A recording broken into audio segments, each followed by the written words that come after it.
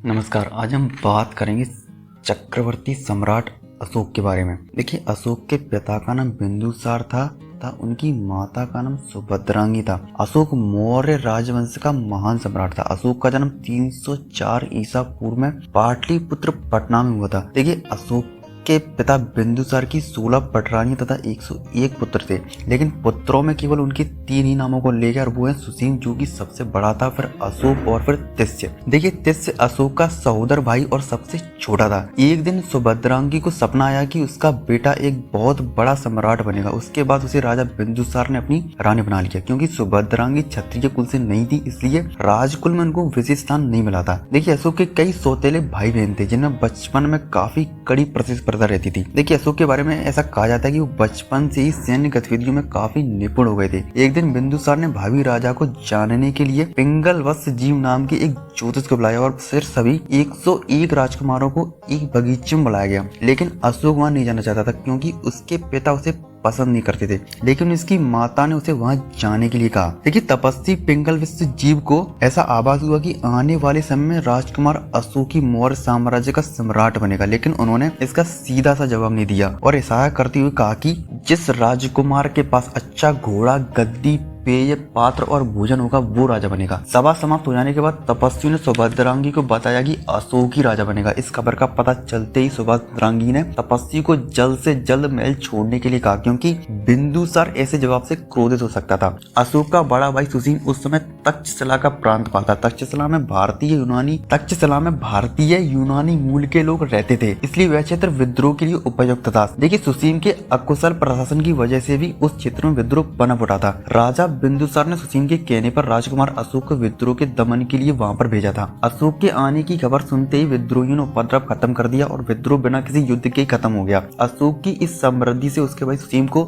सिंहासन न मिलने का खतरा बढ़ गया। देखिए, अशोक का बड़ा भाई सुसीम अशोक की तरह बुद्धिमान और बहादुर तो नहीं था, लेकिन वो अगला सम्राट बनना चाहता था। इसलिए उसने अशोक के खिलाफ अपने पिता बिंदुसार को उकसाना शुरू कर दिया, जिसके बाद बिंदुसार ने अशोक को देश से निकाल दिया। उसके बाद अशोक कलिंग चला गया, जहाँ उसकी मुलाकात कौरवकी नाम की एक लड़की से हुई, जो एक मछुआरी थी। इसी बीच उज्जैन में विद्रोह हो गया। अशोक को सम्राट बिंदुसार ने निर्वासन से बुला लिया और विद्रोह को दबाने के लिए भेज दिया। हालांकि उसके सेनापतियों ने विद्रोह को दबा दिया, लेकिन उसकी पहचान को गुप्त ही रखा गया, क्योंकि मौर्यों द्वारा फैलाए गए गुप्तचर जाल से उसके बारे में पता चलने के बाद सुसीम द्वारा उसे मरवाए जाने का खतरा था। देखिए, अशोक बौद्ध सन्यासियों के साथ रहा था। इसी समय उसे बौद्ध विधि विधानों तथा शिक्षाओं का पता चला था। देखिए, कुछ वर्षों के बाद सुसीम से तंग आ चुके लोगों ने अशोक को राज सिंहासन लेने के लिए कहा, क्योंकि सम्राट बिंदुसार अब बूढ़े हो गए थे। जब अशोक आश्रम में था, तब उसे समाचार मिला कि उसकी माँ को उसके सौतेले भाइयों ने मार डाला है। तब उसने राजभवन में जाकर अपने 99 भाइयों की हत्या कर दी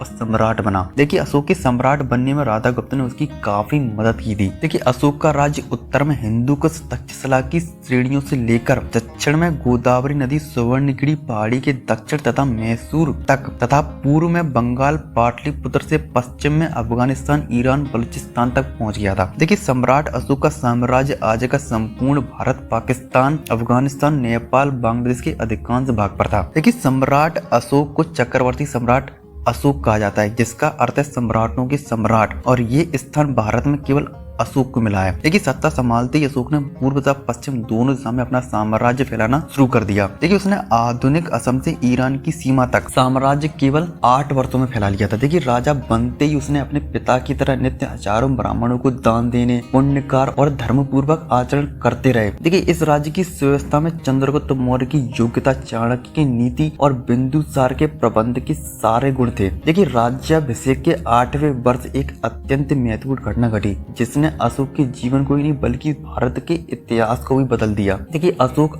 अब अपनी निपुणता से एक बड़े राज्य का अधिकारी था। उसे शत्रुओं का बिल्कुल भी भय नहीं था। देखिए, राज्य में चारों ओर शांति का साम्राज्य था, लेकिन अशोक को अपनी राजधानी से दूर एक शक्तिशाली स्वतंत्र राज खटकता रहता था। उस राज्य का नाम था कलिंग। देखिए, कलिंग पहले कभी नंद साम्राज्य के अधीन था, किंतु उसने अपनी शक्ति द्वारा उसकी अधीनता से मुक्ति पा ली थी। देखिए, अशोक के पराक्रम, सैन्य बल और नीति निपुणता से कई राज्यों ने मगध की अधीनता स्वीकार कर ली थी, मगर कलिंग ने मगध की अधीनता स्वीकार नहीं की थी। यहाँ तक कि बिंदुसार ने भी दक्षिण के आक्रमण काल में कलिंग को छेड़ना उचित नहीं समझा था। लेकिन उसने कलिंग के 3 ओर के प्रदेशों को जीतकर उसे घेर जरूर रखा था। देखिए अशोक ने प्रतिदिन बढ़ते हुए शक्तिशाली कलिंग को जीतने का निश्चय किया। फिर अशोक और कलिंग में घमासान युद्ध शुरू हुआ, जिससे अशोक ने कलिंग को परास्त कर दिया, जो इससे पहले किसी सम्राट ने नहीं किया था और ना ही कर पाया था। देखिए कलिंग अशोक युद्ध में 1 लाख से भी ज्यादा लोगों की मौत हुई थी और 1.5 लाख से भी ज्यादा लोग घायल हुए थे। देखिए इस युद्ध में भारी रक्तपात हुआ था, जिसने अशोक को हिलाकर रख दिया था। उसने सोचा कि ये सब लालच का दुष्परिणाम है और फिर उसने जीवन में फिर कभी न युद्ध करने का प्रण लिया। उसने बौद्ध धर्म अपना लिया और अहिंसा का पुजारी बन गया। उसने देश भर में बौद्ध धर्म के प्रचार के लिए स्तंभों और स्तूपों का निर्माण करवाया। देखिए विदेशों में बौद्ध धर्म के प्रचार के लिए स्तंभों और स्तूपों का निर्माण करवाया। विदेशों में बौद्ध धर्म के विस्तार के लिए भिक्षुओं की टोलियां भेजी। देखिए बुद्ध का प्रचार करने हेतु उन्होंने अपने राज्य में जगह जगह पर भगवान गौतम बुद्ध की प्रतिमाएं स्थापित की और बौद्ध धर्म का विकास करते चले गए। तो फिर आज की वीडियो इतना ही। तो फिर जय हिंद, वंदे मातरम।